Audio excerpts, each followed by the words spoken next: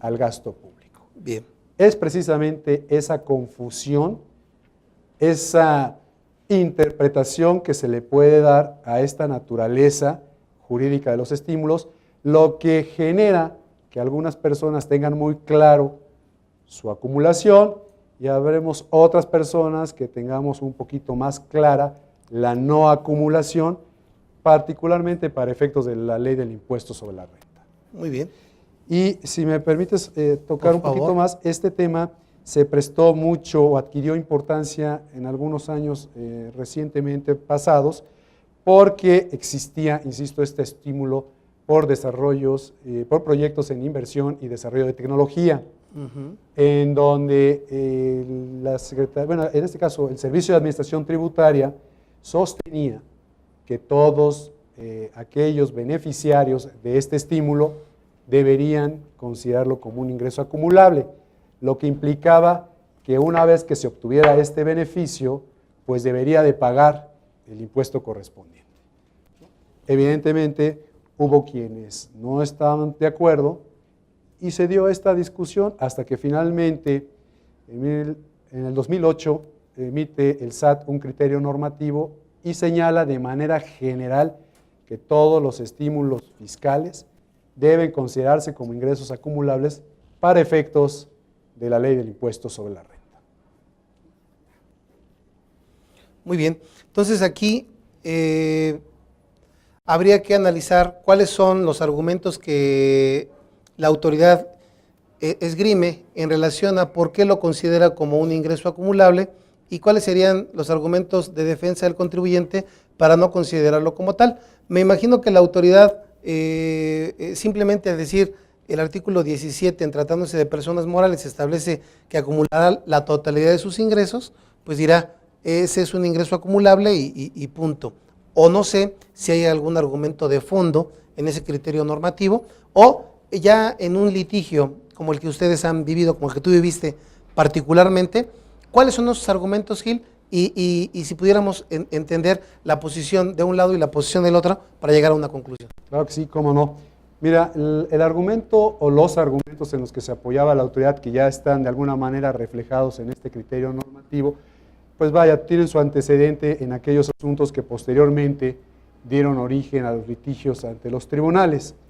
Y en aquellos litigios que se presentaron ante el tribunal, básicamente eran argumentos desde el punto de vista de la ley del impuesto sobre la renta, generalidades, sí, y argumentos en cuanto a la estructura en particular de este estímulo fiscal que se contemplaba en el artículo 219 de la ley del impuesto sobre la renta, bajo el esquema que estuvo en vigor hasta el 2008.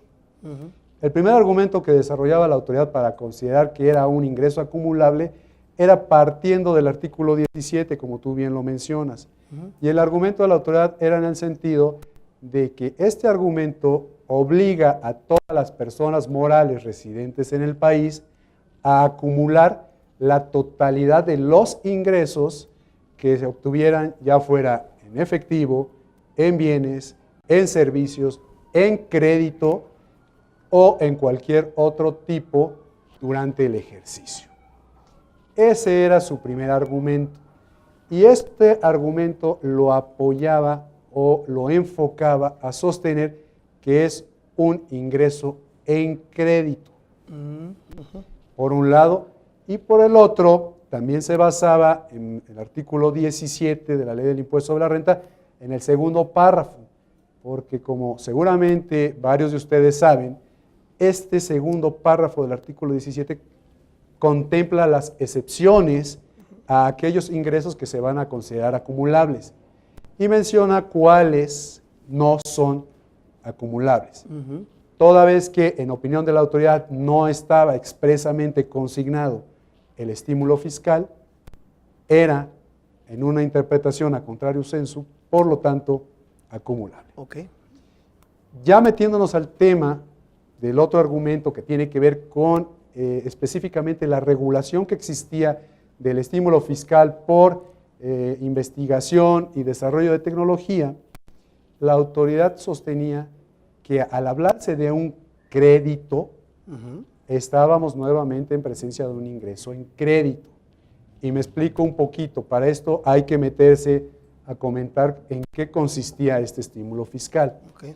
La ley del impuesto sobre la renta, la ley del impuesto sobre la renta, el artículo 219, bajo la mecánica que estuvo vigente en 2008, y hago referencia o hincapié al procedimiento, a la manera en que estaba estructurado el estímulo hasta 2008, porque a partir del 2009 cambia ese sistema. Este sistema, como lo vamos a ver ahorita, hasta 2008 era a través de la vía de un crédito. A partir del 2009 cambia el sistema y ya se maneja a través de un presupuesto. Se manda a la ley o al presupuesto de egresos de la Federación, cuando hasta 2008 estaba contemplado por la ley de ingresos de la Federación. Y básicamente otorgaba un estímulo fiscal a todos aquellos contribuyentes del impuesto sobre la renta que realizaran precisamente inversiones en proyectos de investigación y desarrollo de tecnología durante un determinado ejercicio fiscal. Y existía la posibilidad de que se aplicara un crédito equivalente al 30% de los gastos que se habían realizado o de las inversiones que se habían realizado en investigación y desarrollo de tecnología contra el impuesto sobre la renta causado en el ejercicio en el que se determinaba este estímulo fiscal. Entonces, con base en esto, la autoridad dice, bueno, la misma ley te señala que estás en presencia de un crédito. Por lo tanto, deberás acumularlo como ingreso en crédito. Pero bueno, son créditos diferentes, ¿no? Habla de un crédito, pero un crédito contra un impuesto, no de un crédito como un ingreso. Así es. No lo maneja como el crédito que concibimos todos los demás, en el sentido de que, por ejemplo, un crédito fiscal, correcto, como aquellas cantidades que el derecho tiene, que el Estado tiene derecho a percibir, sino como el instrumento a través del cual se aplica el beneficio del estímulo fiscal. Entonces, estos eran básicamente los argumentos que sostenía la autoridad en esos juicios que, insisto, posteriormente en 2008 dieron origen al criterio normativo. En contrapartida, ¿cuáles eran los argumentos por los cuales algunas personas, entre ellas incluida yo, considerábamos que no era correcta esa interpretación, que se estaba haciendo una interpretación de manera aislada, tanto del artículo 17 de la Ley de Impuestos sobre la Renta, como del procedimiento establecido en el artículo 219 y en las reglas generales que se publicaron para el otorgamiento y aplicación de este estímulo. El primer argumento era que si bien la ley me dice que debo acumular la totalidad de los ingresos que obtengo en alguna de las especies que mencioné, no me define qué ingreso es el que debo considerar. ¿Por qué? Porque no todo ingreso implica una modificación patrimonial positiva, que al final del día ese es el objeto de la Ley del Impuesto sobre la Renta.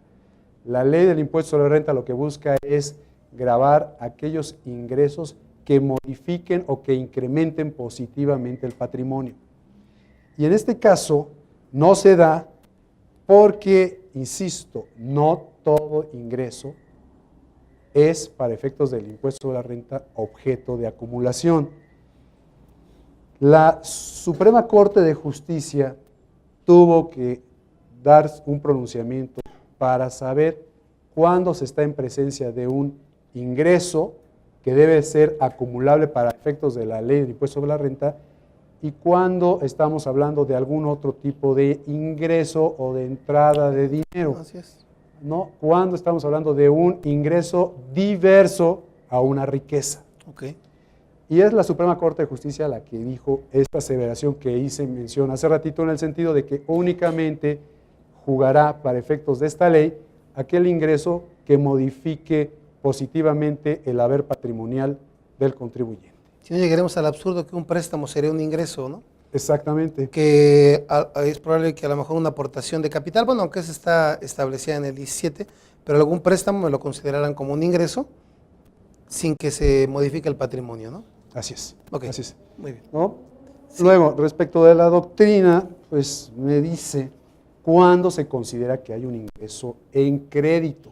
Bien.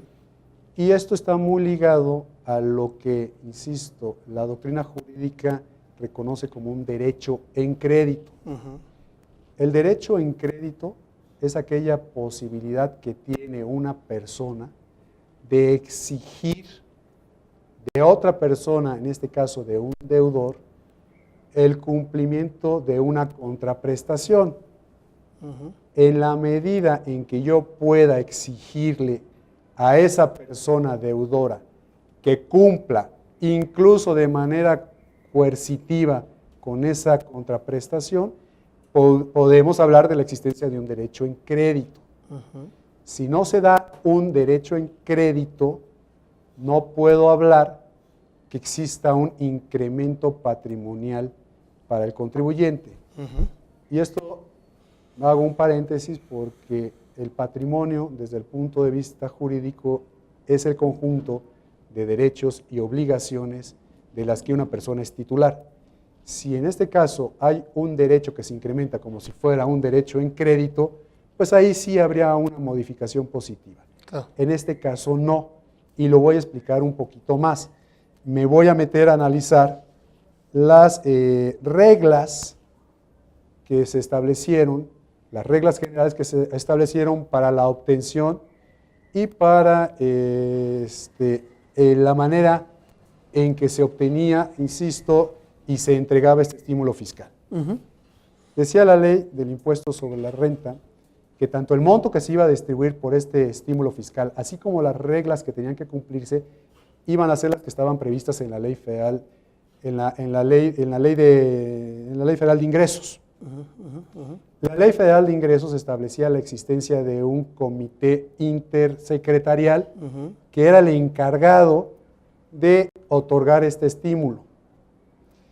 Concretamente, la regla número 20 de estas reglas de otorgamiento del estímulo señalaba que el comité interinstitucional no estaba obligado a otorgar el estímulo fiscal, a pesar de que el proyecto que hubiera presentado el contribuyente cumpliera con todas las especificaciones que requerían o exigían las demás reglas. Ujú. Entonces, si el Estado tiene la posibilidad a través de este comité interinstitucional de negar el otorgamiento del estímulo o inclusive de otorgarlo, pero por una cantidad menor a la que se había solicitado, o incluso negarlo, pues no estamos en presencia de un derecho que yo le pudiera exigir al Estado de que me otorgue el estímulo. Claro.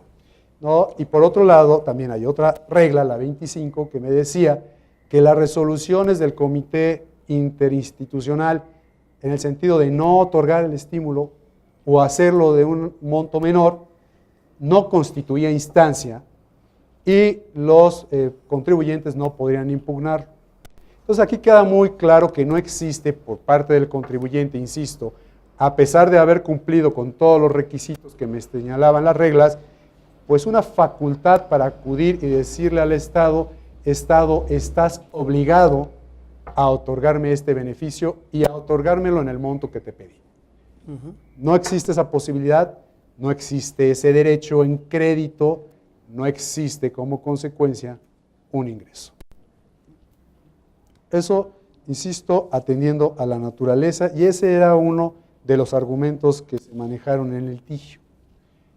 Otro de los argumentos que se manejaban para apoyar la postura de que no debe acumularse el estímulo fiscal, concretamente el que nos está ocupando, es que el artículo 47, fracción cuarta de la Ley del Impuesto sobre la Renta, establece expresamente que no se consideran créditos los estímulos fiscales. Y ustedes me podrán decir,